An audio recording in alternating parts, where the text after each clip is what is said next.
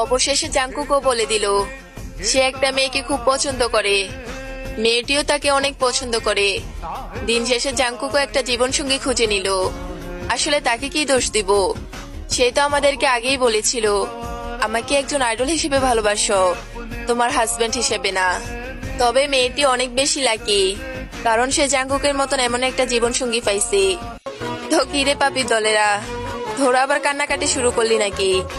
আরে কান্নাকাটি করিস না, তোদের মতো চাওড়া মার্কা বউ থাকতে বেডা আবার অন্য বেডির দিকে তাকাবে, এটা কখনোই সম্ভব না। তোরাই বেস্ট জাংকুকের বউ হিসাবে। আমরা বিটিএস আর মীরা কেন অন্য কোনো ছেলেকে দেখে ক্রাশ খাবো? আমাদের মহারাজারা কি কোনো অংশে কম নাকি? আমাদের মহারাজারা দেখতে এক কথায় মাশাআল্লাহ, একবার দেখলে বারবার দেখতে ইচ্ছে করে।